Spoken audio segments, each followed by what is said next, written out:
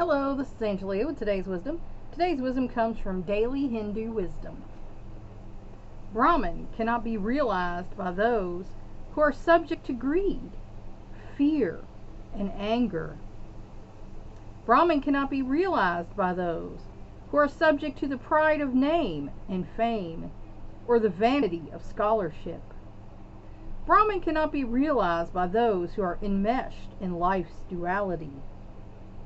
But to all those who pierce this duality, whose hearts are given to the Lord of love, He gives Himself His infinite grace. He gives Himself through His infinite grace.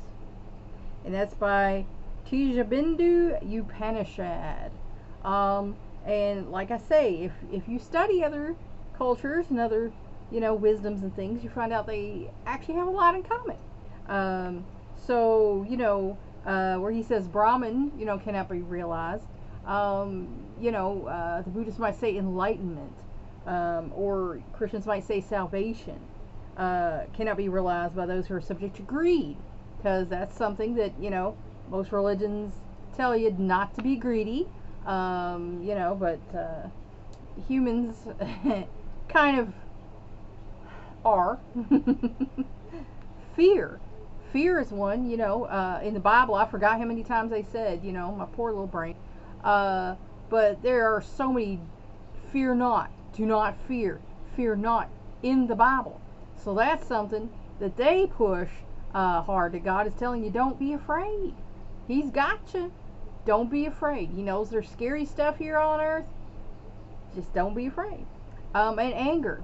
The Bible talks about that too, and like I say, Buddhism does too. Anger. I forget who said it. Anger is like drinking poison and hoping the person you're angry at drops dead. It's not good. Of course, we're only human, and we do get angry, but it's the way you deal with it. And people who are subject to the pride of name and fame. There are a lot of people, I met a person who was really wanting to become famous. And their people basically would not let them live the life they wanted to live. Their people had the say over who they could talk to, who they could be seen with, who they could deal with. And they so wanted this fame, and I was like, no one's gonna run my life like that. If you want to be one of my people, then you're just gonna have to get with my program. These people might know how to get you rich and famous or whatever, but at what cost? If you sacrifice your own self, your own wants and needs and integrity, are you really yourself anymore? Are you this construct that they made? That's kind of how I feel about that. The vanity of scholarship. There are people who so revel in the fact that they are, doctors, lawyers, or whatever. I studied to PhD level, but like I said, I can't get a license here in my state, so I'm not even worried about that. And I am a smart person, and sometimes I might get on a soapbox about things, especially if I hear somebody who's obviously ignorant of things, and it's like, no, because this, that, and the other thing, and it's not that I'm trying to appear smarter than them.